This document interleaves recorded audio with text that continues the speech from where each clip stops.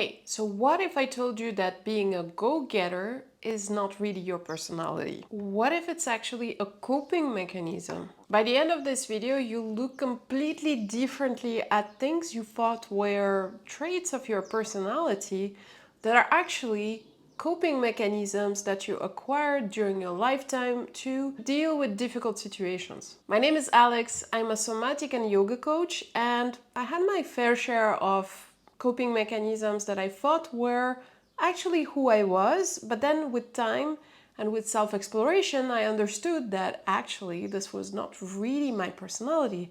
These were acquired traits that don't define me really.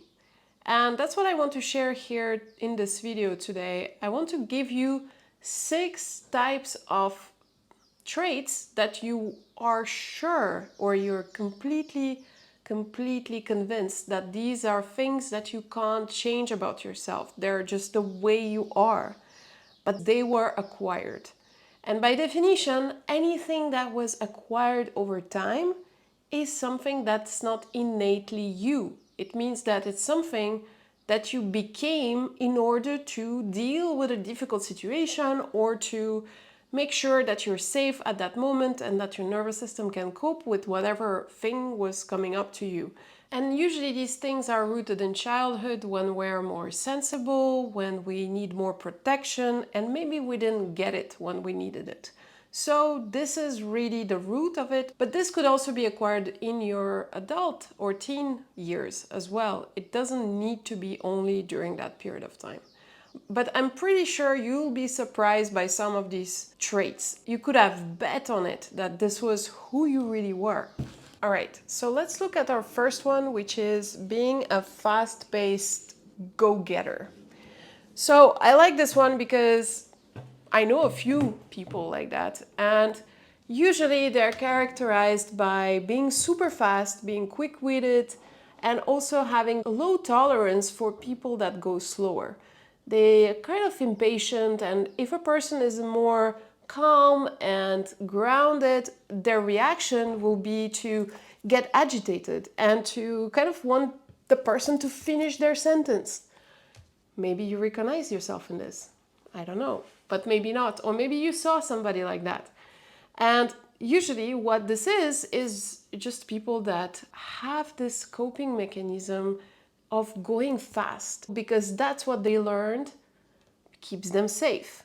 The faster you go, the more you are safe. And this might have been rewarded by their parent. For instance, you could have a parent that was also impatient. And if you would be speaking slow as a kid, they might have said something like, get to the point, or any other kind of small remarks that seem like nothing in the moment, but that actually leave traces and also shape who you become at the end.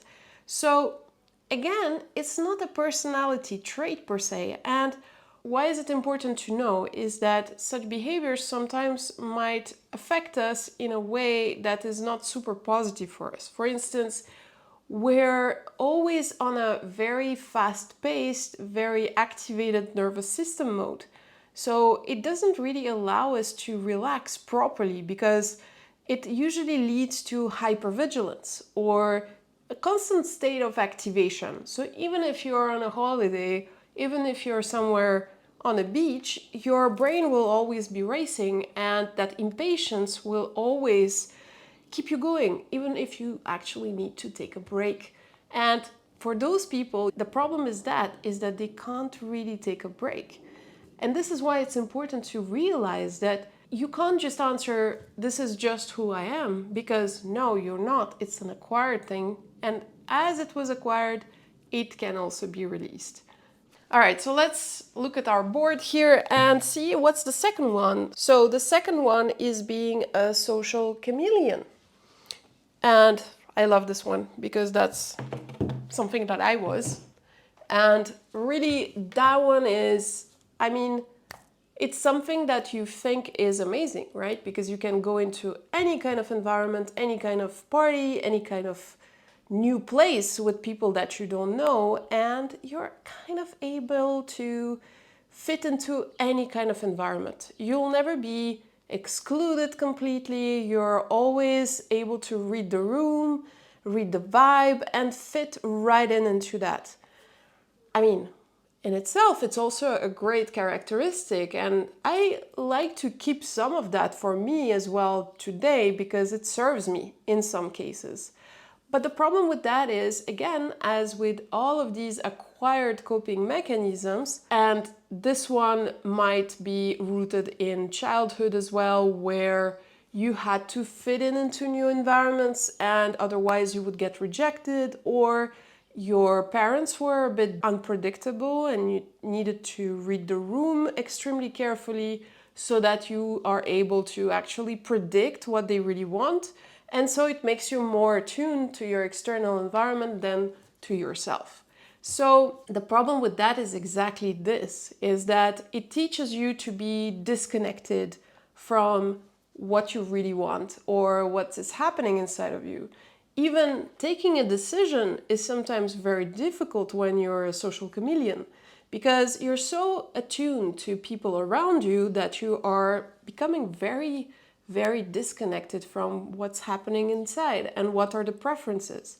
So, for instance, for a person very strongly opinioned, they would know straight away if you ask them, what do you want? They will tell you. For a person that has this people-pleasing or social chameleon trait, well, they can't tell you what they want because a blank appears. They are just not used to listen, and that voice is becoming very, very faint. So the idea here is, again, we can use some of the traits and characteristics acquired through this, but at the same time, we need to be super careful and also not let it overshadow who you actually are and finding where you actually self-abandon. So you prioritize others over your actual self and deplete yourself from energy. All right, so let's look at our third one here, which is being inflammable. This one here. So being inflammable is, we also probably know people like that for sure. And it's just people that burst into anger. So their go-to response is anger, basically. They're very quick to burst. Anything that doesn't go their way is basically answered with an excessive anger response. So what is anger? Anger is basically a protective emotion, and it's a mechanism that helps us to guard our boundaries. So the exact opposite of a people pleaser. A person that has excessive anger is actually constantly having their, like a hedgehog, they have their pikes out and constantly protect themselves as if something is hurting them. It's a protective mechanism of fearing being hurt or already being very sensitive and being hurt very easily. So it could be due to many, many reasons, but one of them is possibly to guard old wounds, or when you are being criticized previously, or just being super identified with your beliefs. So anytime your beliefs are challenged or the ways that you do things are challenged, then you are bursting and you are defending them excessively. So you don't leave space for any type of flexibility. You become very, very rigid in the ways that you see things. So being rigid, what does this mean? It means to be very attached to your beliefs and not being willing to compromise them for anyone. So it's basically my way or the highway. So that's the type of black and white kind of people. Again, it's good to have boundaries and it's good to protect your space and making sure that your personality is respected. But here, we're going into the excess. We're going into the hypersensitivity and hyperreactivity. Again, your nervous system is constantly activated because you're constantly scanning the room for things not being the way that you want them to be. So that's also very activating. You can't really rest. And also, you don't allow for deep connections with people. because nobody will be exactly the same as you. So some level of compromise or finding a common ground is required to be able to have secure and healthy relationships with people. So again, hyperinflammable characteristics are not personality traits.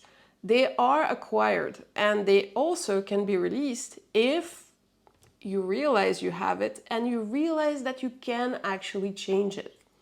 All right, let's go into our fourth one, which is here being hyper independent, right here on the fourth line. And being hyper independent, well, it can get you places, of course, because then you kind of don't need anybody to achieve your goals. But at the same time, it's also a coping mechanism. It's not a personality trait. Yes, we know maybe some people like that, maybe even avoidant people in relationships that tend to be all very well on their own. But the problem with that is also that this is a coping mechanism acquired during childhood or their lifetime, where they basically learn that to be safe, they need to take care of themselves, because the caretaker or the person that was supposed to do that didn't really do it, and they had to do it on their own. So they usually have trust issues with other people. They're afraid that they're gonna get abandoned if they let people too close, or if they delegate some of what they are supposed to do to others. So that's where hyper-independence is born, is basically this fear of trusting people. And maybe it's true that their past experience have taught them from 1 or 2 or 3 occasions where this could not be done. But the issue with that is that this is extrapolating that past experience to any possible experience. So it's jeopardizing good experiences. The idea here is to start not trusting others, but trusting you with dealing with any situation. And that is actually the real trust, is trusting yourself that, okay, even if something bad happens, I have more resources now, I have more stability now to be able to face a similar situation I encountered earlier on when I didn't have those resources, and now I'm able to actually deal with it better. So that is where this problem with this hyper-independence lies. It's basically removing all meaningful connections that could form if you are hyper-independent. And also, it depletes you, because we all need help at some time in our life, and connection helps through support that the others can give you and through help that they can provide. And asking for help is actually not a sign of weakness, it's a sign of strength and ability to form and trust meaningful connections in your life. All right, let's look into our fifth one here, which is being chill. I love this one because I also was chill. And what is being chill? Being chill is almost like being a little bit emotionally numb. So your emotion levels are not going very much up or very much down. So at least that's what you think. So basically, if a good thing happens, you don't really react much. I mean, yeah, sure, cool, but if a bad thing happens, also the reaction is very limited. So at the end, your nervous system is kind of always in a numb state. But it's not because it's so regulated that it's managing to cope with any situation. It's also not allowing you to access emotions that actually happen. Basically, they are being suppressed and they're being buried, and instead of being truly experienced. So instead of being in an active state, your nervous system is basically in a freeze state. So it's in a state of turning off, and it's actually very energy consuming per se, just to be in that state, to be guarded and to be kind of almost neutral. It's not a natural way of fluctuation of the nervous system. The nervous system is made to fluctuate. Of course, we have also people going into excess fluctuations, which is also a problem, but not having any fluctuations at all is also a problem because, first of all, to make sure you maintain that state, you're using a lot of energy and you're kind of going through life without its beauty and without getting the energy that you need from positive emotions and the lessons you need from anything negative that happens in your life. So that's also, this being chill thing is actually not serving you, and it's also something that you learned to become so that you don't feel pain, because maybe in the past excessive pain was felt. So disconnection and dissociation with your own emotions might have happened at that point. All right, let's look at the last one. And the last one, I love it because it's really one that everybody thinks is a personality trait. Being a chronic planning freak. That's the number 6 here. Being a chronic planner or a chronic planning freak. That's the last one here. So this one is actually, it's so many people think that this is their personalities. Being super organized, being planning everything in the future, knowing everything, that how everything is gonna go. What it is it's actually an attempt to control any possible outcome in the future. However, if you know mathematics or if you know statistics in particular, the amount of probabilities in the future is virtually infinite. And our ability to know all those possible outcomes is not there. We're simply not able to plan exactly how things will go. And not only is it difficult to do and impossible to do actually, the problem is it's taking a lot of energy. It's a huge energy drain to try to predict everything. Sure, I'm not saying no planning at all is the way to go, but excessive planning and trying to basically protect yourself from any negative outcome by planning everything in advance is not a way to live life. One of the parts of the life that is beautiful is unpredicted outcomes and things that happen that nobody could ever have predicted, because our imagination is simply not able to foresee things that it has not had an experience of in the past.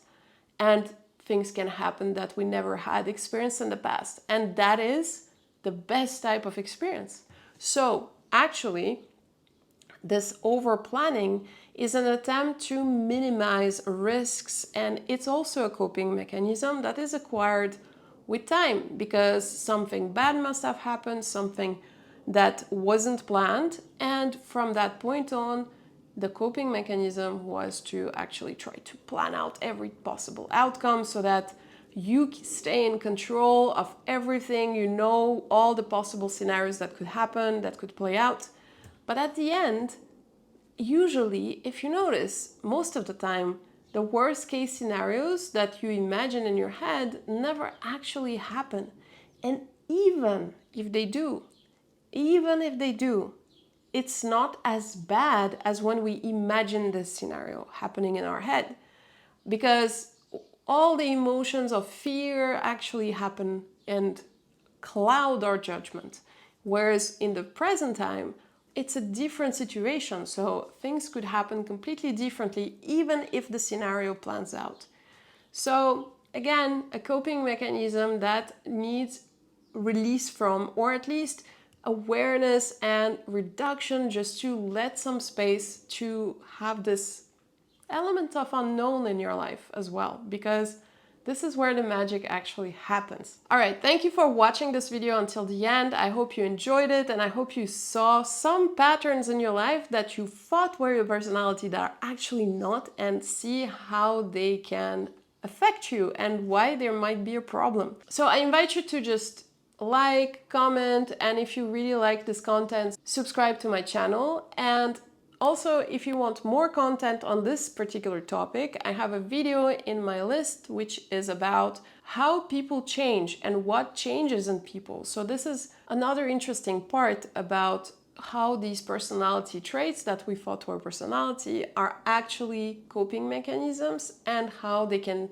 be adjusted and removed from your experience. All right, thank you so much for watching and see you in the next.